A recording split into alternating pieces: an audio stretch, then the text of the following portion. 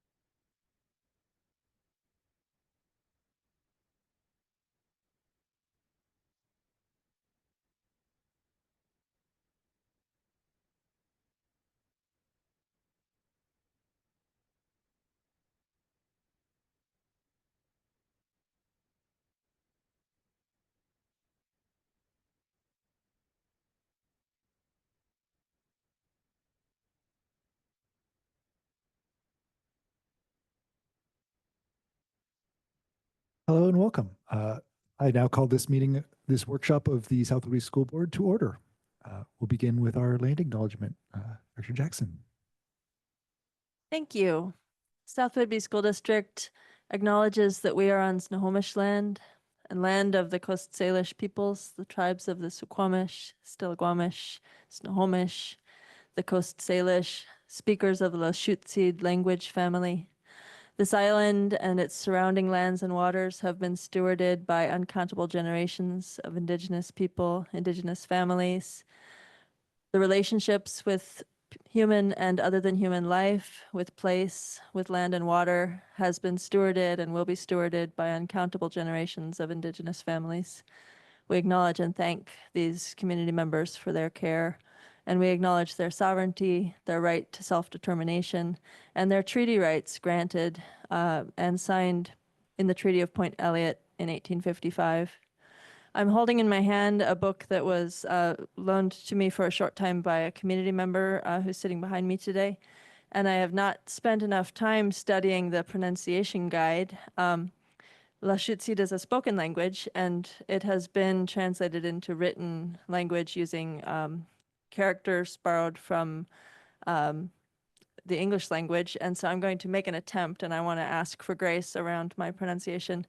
I think that this book is called something like Sida da Kwel Debel Lushootseed Ashashil Tal Bich, Puget Sound Geography, original manuscript from T.T. Waterman, edited with additional material from Vi Hilbert, Jay Miller, and Zalmai Zahir. I have enjoyed a look at it, and it's helping me understand some of the pronunciation of characters, which I obviously need to continue to study, but also many of the place names and associated stories and attributes and characteristics of the natural features of this place that I call home. So thank you. I also wanted to just mention another resource. I recently watched a documentary film called Fish War, which explores the treaty guaranteed rights to usual and accustomed fisheries which is granted to tribes of the Pacific Northwest and the Salish Sea. And the work that was done by tribal members, especially in the 60s and 70s, to defend those rights through what some might call civil disobedience, or what they might call adherence to their treaty rights despite opposition from white law enforcement. And the Bolt decision, which was a court decision from a judge that upheld their treaty rights and really cemented what has become a partnership in stewardship of fisheries and fish management. So I learned a lot from the film and feel called to work even more in collaborative relationship to steward habitat for salmon restoration in this region. Thank you.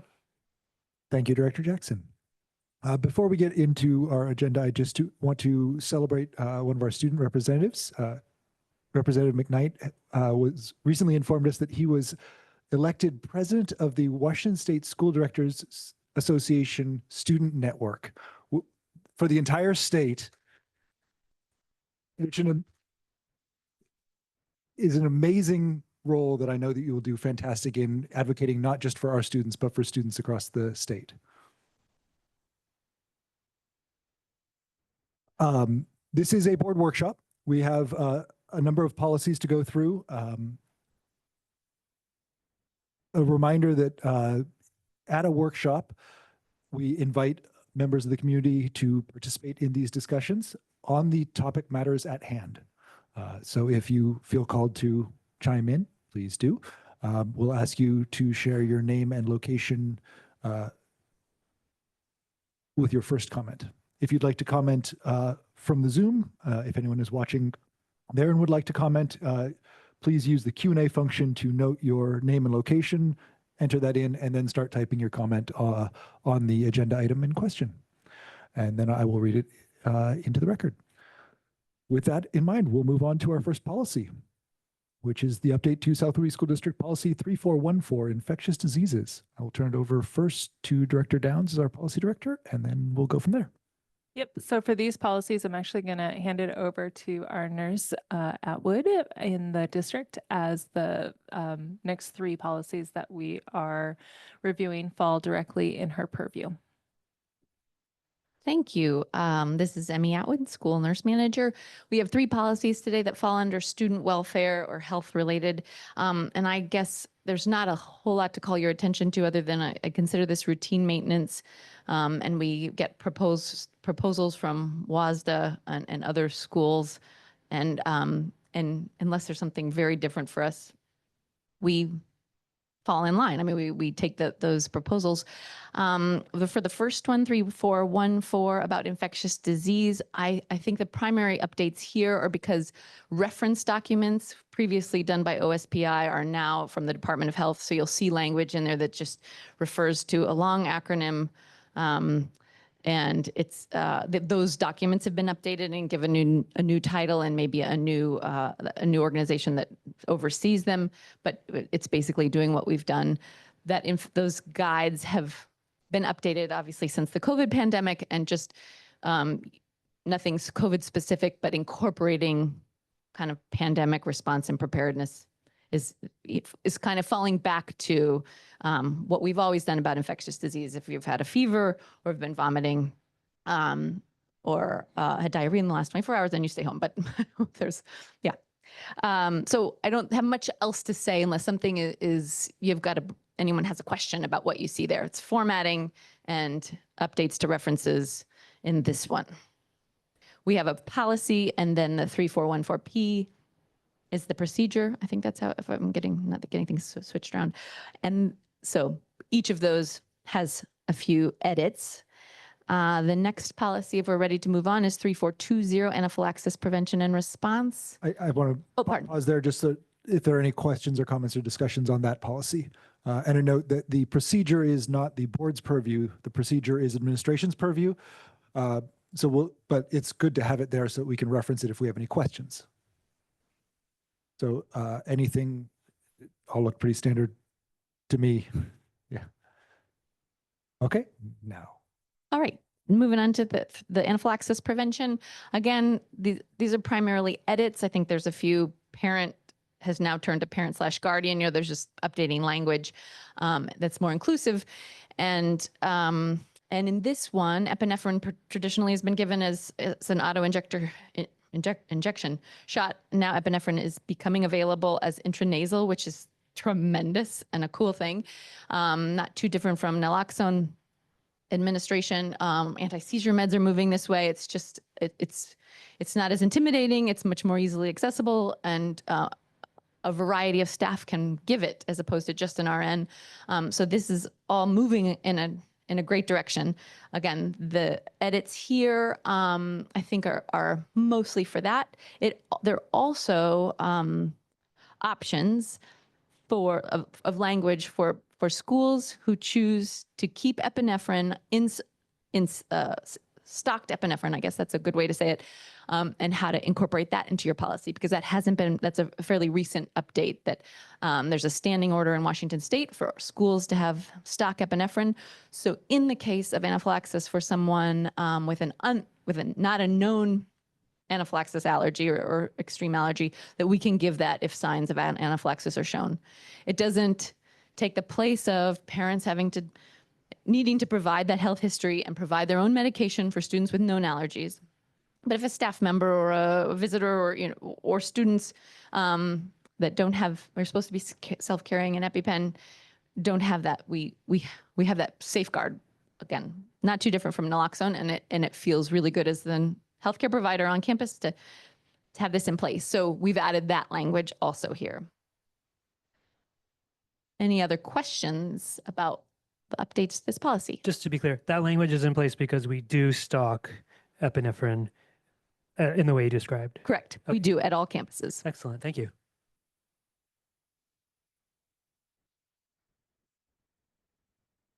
Board members are mostly just nodding their heads because A, these are straightforward and we have the expert talking on them, and also we've been in interviews for most of the day. This seems pretty straightforward to me. I don't have any questions. Okay. Okay. And then the final is 3424 opioid-related overdose reversal. So in addition to edits, updating some inclusive language, I think I'm remembering. This is also, the update is that we have stock naloxone on campus, on all campuses. It's now co-located with each of our AEDs. So it's in school buildings as well as at the district office, the community center, the transportation building.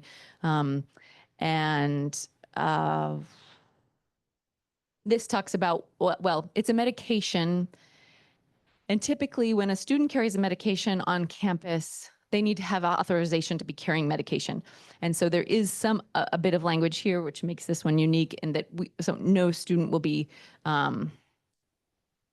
disciplined, or it's not wrong for a student to be carrying naloxone, which can be a medication they can carry without, they're authorized to carry without a doctor's note, without a permission.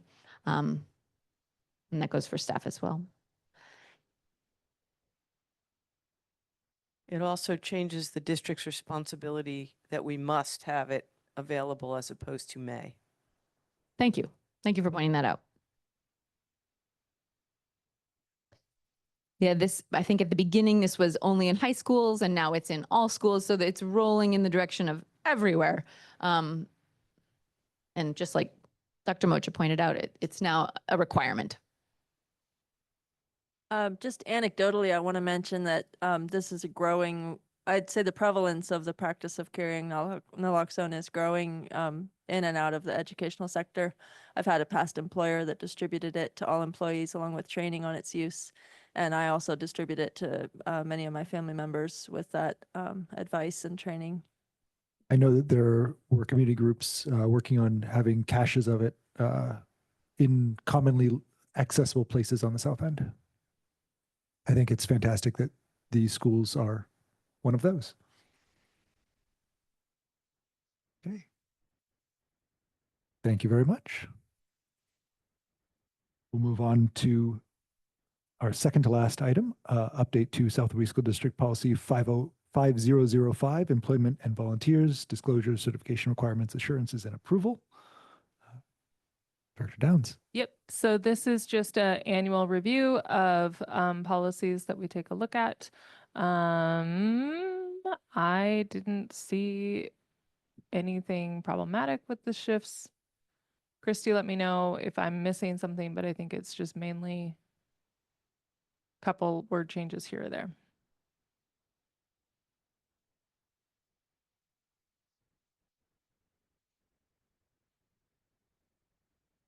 And we should definitely background check volunteers and staff. So we don't want to not do that. And we update that after a certain period of time Mhm. so that if somebody's been a volunteer for 10 years, they don't go unchecked. Yeah, I know I've been checked several times to volunteer in the schools. I think I signed mine for a renewal this year. Okay. Sexual harassment policies. Mhm. These ones are required for us to review on a yearly basis.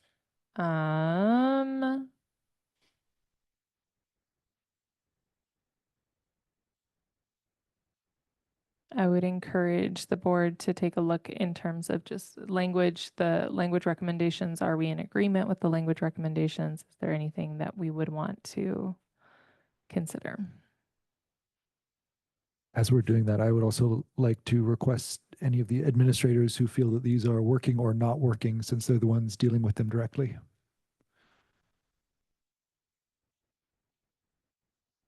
Getting thumbs up and nods from all the administrators. They Thank you. actually fit the work that we do. Mhm. Even the wording that's changed, it's legally changed, so we've been complying with that. There is, so right now on the screen, the second full paragraph for the purpose of these definitions. It ends with male to female, female to male, et cetera, et cetera. I'm curious if, in the interest of removing language that perpetuates the gender binary, we replace all of that with something to the effect of regardless of sex or regardless of gender. If and only if that still makes this policy compliant with applicable law. And we can certainly check that. I think if we keep adult to student and then indicate regardless of gender expression or sexual orientation, it covers it. But I will get WASDA their blessing on that. Excellent. I did notice there's a parents down there right above the district notice paragraph, the paragraph above that that used to be titled notice and training.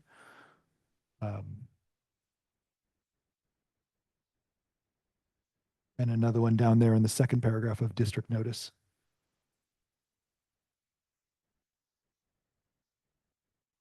All right, to add guardian. And one more under policy review. Just a Yep. basic find on that. There was one that was appropriately used, pregnant and parenting students, but the other five uses of the word parent in there that I found should have guardian added.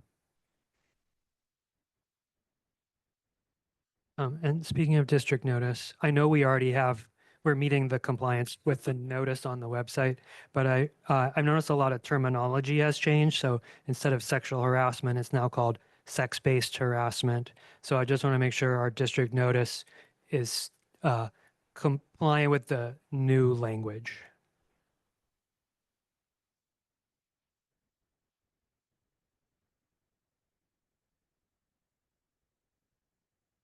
We'll double check that.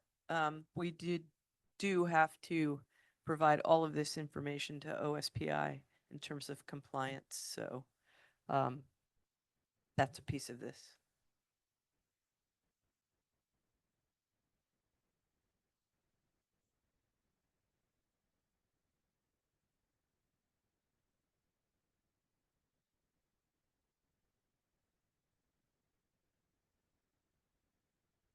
Okay, and then the next policy is the same policy, but this one is more focused towards staff. Similar changes in language. Again, we should definitely. And this one actually does talk about gender expression and sexual orientation more clearly. And it does have the same references to parent also. And also the same male to female, female to male, Yep. etc.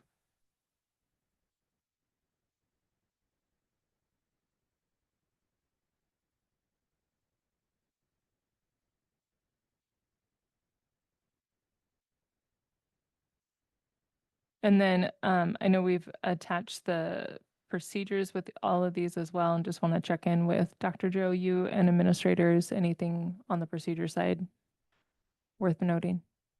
Okay. And just to clarify, Mr. Patton is our Title IX officer, and he's been involved in several trainings because Dan Pullman was that person, and now John Patton is that person. So appreciate all the work he's done to get up to speed. Thank you. Anything else? Okay, I'm going to check the Zoom real quick to make sure we didn't buzz by any. Nope, nothing there. In record time. Thank you all. Good night. This meeting is adjourned.